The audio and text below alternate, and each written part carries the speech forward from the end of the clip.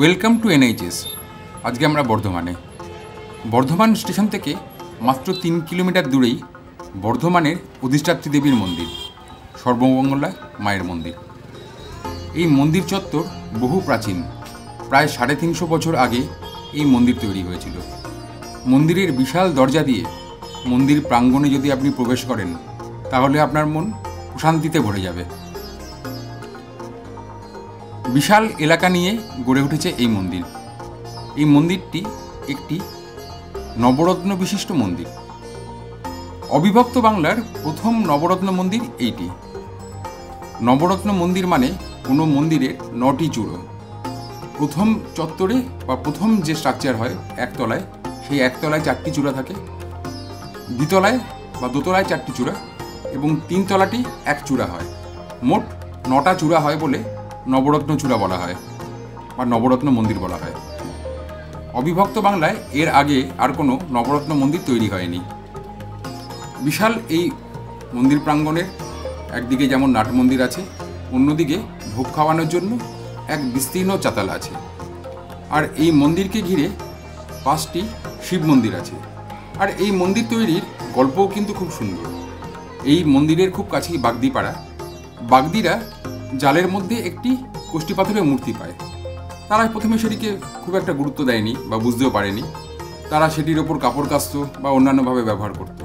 খবর যায় বর্ধমান রাজের কাছে।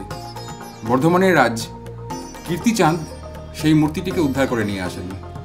বর্তমানে যেখানে আপনারা এই মন্দিরটি দেখছেন, সেখানেই তিনি এই মূর্তি প্রতিষ্ঠা করেন এবং নির্মাণ করেন বাংলার প্রথম নবরত্ন মন্দির। তারপর থেকে আস্তে আস্তে এটি কিন্তু বর্ধমানের অধিষ্ঠাত্রী দেবী মন্দির হিসেবেই পরিচিতি পায়। মা এখানে কষ্টি পাথরের অষ্টদশভুজা, সিংহবাহিনী এবং মহিষমর্দিনী রূপে বিরাজ করছেন। প্রত্যেক দিন শুধু বর্ধমান না, বর্ধমানের বাইরে থেকেও প্রচুর ভক্ত এই মন্দির চত্বরে ছুটে আসেন। এই মন্দির চত্বরে নিত্য পুজো যেমন হয়, সেরকমই বিশেষ বিশেষ দিনে বিশেষ পুজো, হোমযজ্ঞেরও আয়োজন হয়।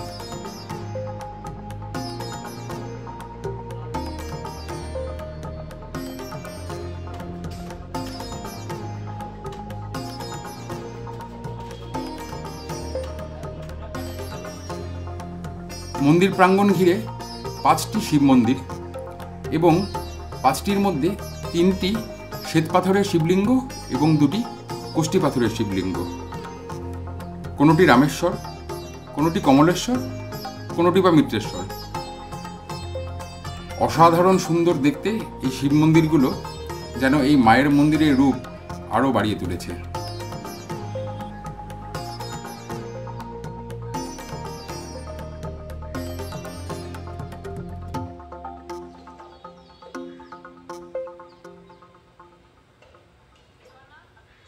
এই মন্দিরে অনেকেই আসেন এবং তাদের মনের কামনা পূরণ করার জন্য এখানে মানত করে যান।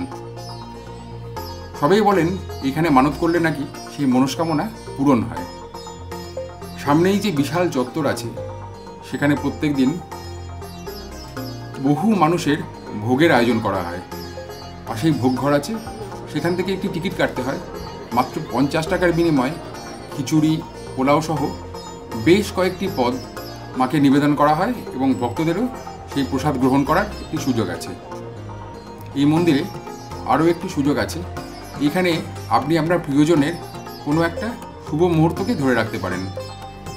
জন্মদিন বা পৈতে এই মন্দিরে দেওয়ার একটা রেওয়াজ আছে, বা সবাই মনে করেন এই মন্দিরে জন্মদিন বা পৈতে দিলে সেটি খুব শুভ, এবং সেই উপলক্ষে একটি বিশেষ ভোজেরও আয়োজন করা হয়।